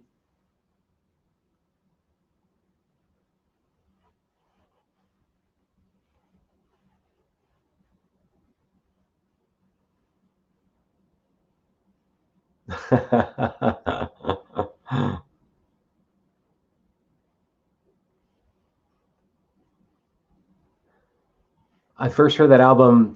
A friend of mine from, man, she was a childhood friend, and reconnected with her. Let's see, I guess she was probably 21, maybe 20. I guess I was about the same. And anyway, she was into playing the bass, and she was in a band. And so she turned me on to Primus. That was her favorite band. But she also liked, oh crap, who was it? Oh, damn it. Who was that? Oh, oh man, the brain. The other album, maybe it'll come to me. Mr. Boggles, Mr. Boggles, Mr. Bongles, Mr. Shit. Bungle, thank you, Keith. I knew you would, Mr. Bungle. Yeah. Yep. And also Paul's Boutique from the Beastie Boys she introduced me to. And I was already into the Beastie Boys and she scooped that album. That was a fun. That really displayed a lot of depth that I had not heard from them before. Yeah, man, Mike Patton, Mr. Bungle. Who is what else do we know him from?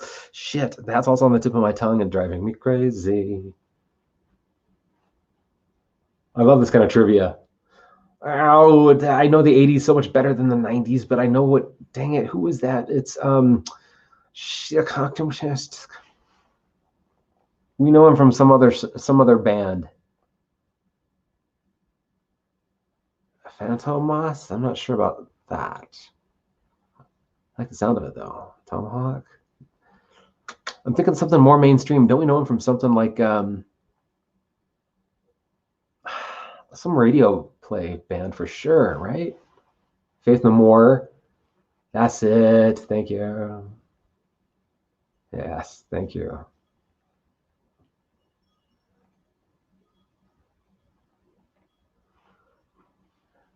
That was Laurie McKee, by the way. Rest in peace, Laurie McKee.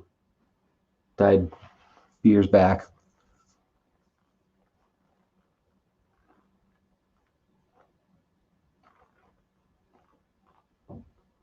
Apparently passed away from jaundice.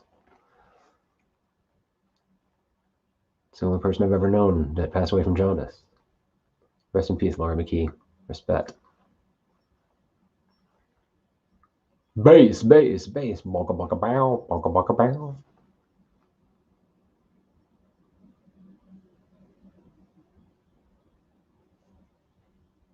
Well, thanks, Keats. I've thought about her in a long time. I met her when I was like 13. She was a neighborhood girl. She was really cool, a really cool chick. One of my best friends back in the day. I didn't know her much as an adult. Reconnected through Facebook for a minute, and then she was gone.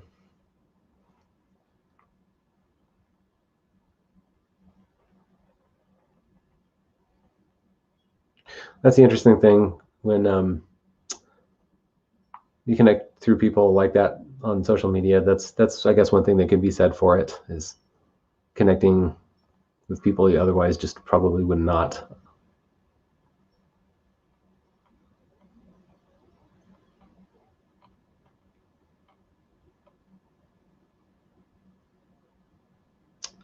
Also, she taught me how to play Wish You Were Here on the bass. I don't remember how to do it, but I did for a long time. The only song I could play on the bass. No, Bela Lugosi's Dead. I could also play that, Keith. Yeah. No big deal.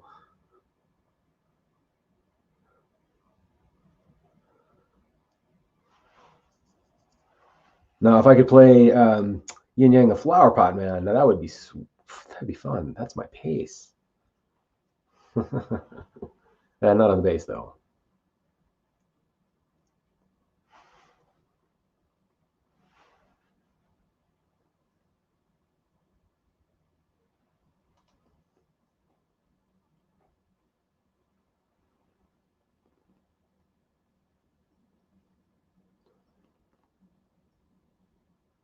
So yes, it's a windy Sunday here. Windy.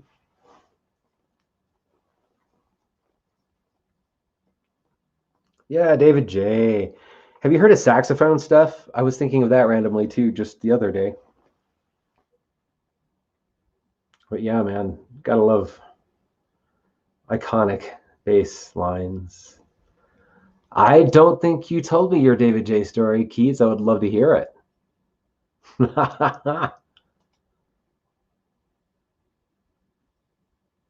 Even if I did hear it, I'd love to hear it again because it's not in the forefront.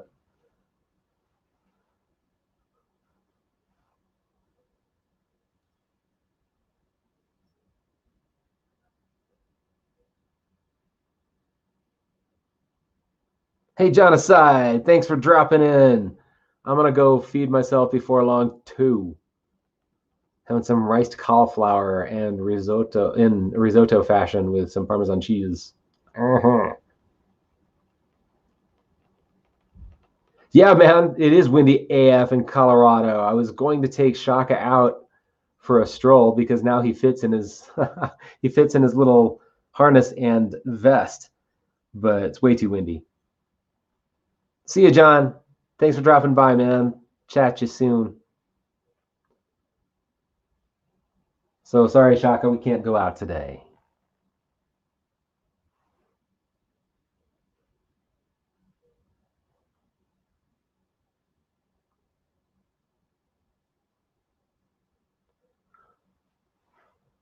Martin Ruff from Suicide, and I'm not sure who that is, but I bet I do know, just not top level. And he was a dick. Oh man, he just kind of seems like he would be. I mean, really. I don't think I've ever seen the guy smile, not once. Not that that's any indication, really, but what what did he do? Or do you want to talk about it? I mean, that'd be interesting to hear. Was he just like, yeah, you're just another musician? Oh, yeah, an anti-bowl stream. I love it. I'll smoke a bowl to the anti-bowl stream. Yes. I could be down with that, Keats. What time are you thinking, and where will you be? If you want to let me know by email or whatever, that's cool too. I don't really have any plans. I'm gonna eat and oh yeah, no worries, man. Can't believe you're talking or walking rather and typing in this wind. Hope it's tethered to you. But no, yeah, sure. Be fun to join. Let me know what's up. Hey, Navi, I didn't stop by. Navi, I hope you're doing well out there. If you listen to this at some point, we've got our last chance moon coming up soon, and I don't remember the dang date right now. I don't even know what date it actually is right now. What day is it? The 7th? Anyway, the last chance moon's got to be coming up, so you got to watch out for that. I'll make an announcement of some kind, maybe a short.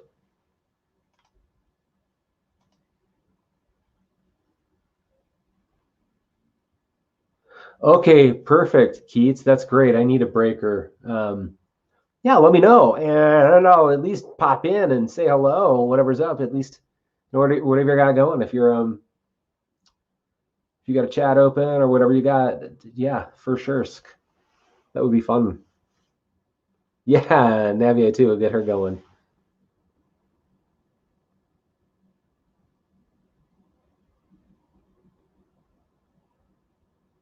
So I need to clarify. I'm really big on pronouncing names correctly, and I'm not sure if it's Navier or Navier. I've been calling her Navier, but one of our friends on whose show she was guesting recently was calling her Navier. So I want to get that straight in my brain.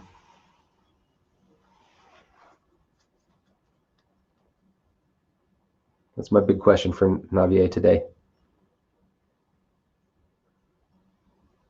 Yeah.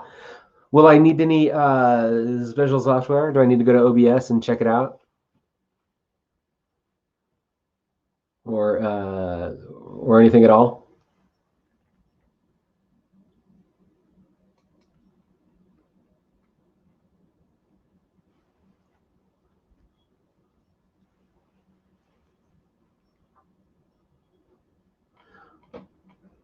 I did start a Twitch channel as well, but I haven't used it for anything. Navier, that's kind of what I was thinking as well. I mean, that was my inclination.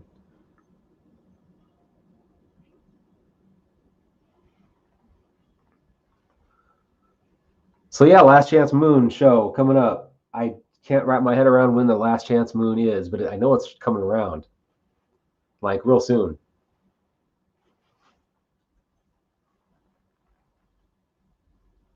And that show will also feature some other goodies talking about oracles and things. We'll continue, I think, with more diving into my astrology reading that she started out with last time. Yeah, Twitch seems like it could be interesting. I'm really actually kind of surprised that I haven't been warned about my show or anything like that. It's not that edgy, but still, based on what I see. And I'm also not well known, but anyways, I heard that Twitch could be more forgiving about that sort of thing. I hate jumping around on platforms, mainly because I have a hard time keeping track of it more than anything. But also, I'd like for people who want to find me to be able to, the good people out there. The good people out there have given thumbs up to this video and who are watching silently. And even the person who gave the thumbs down.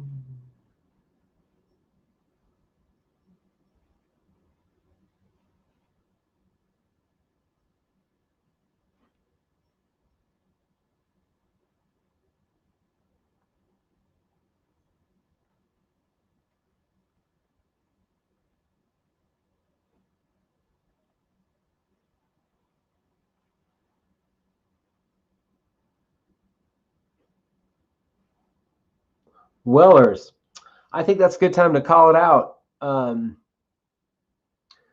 let you continue your windy walk and do what you do and let Mary have her time on the setup, and I'll round up some dinner and things, and perhaps I will see you in a short while, Keats, whenever that happens. Let me know. And everybody out there, if you want to let them know where it is, feel free to put that on up or let me know what it is, and I'll put it up now or in the show notes or something. But feel free to throw it up on the chats if you wish. And everybody out there, if you have time, make sure and tune into that. And thanks for being here, even if you're watching this on record. Oh, yeah, another guest coming up this week. Oh, yeah, Campbell from Autodidactic. Yes, that's going to be such a cool conversation. Campbell is all the way out in Perth, Australia. And so we're just sorting out exactly which day, but I think it's going to be like maybe, it may be Monday, it may be tomorrow or Tuesday. I'll be checking here soon. It's like a 15-hour time difference. And so I think he said Tuesdays are good. So rambling on, I will let y'all know for sure, because you don't want to miss the show with Campbell from Autodidactic. Wow, what a fun channel he has. Go check out Autodidactic and Autodidactic 2 if you haven't already. Great stuff. I'm so interested in all of his research and his thought process too, of course, and I want to hear his origin story and things, like for everybody. And I'm really into the world fairs, and I hope that he touches on that. I know he will for sure. And so, yeah, it's going to be a fun conversation. So it's going to be an interesting week here with Yogi Chander. And there's the link for tonight's show with Keats. Whether or not he's on for a 7-hour stint, one can never know, but definitely go check out that for sure. All right. Thank you for stopping by, everyone, and much love and peace and good cheer and good vibes to everyone. Keats, I'll see you soon. Everyone else, cheers.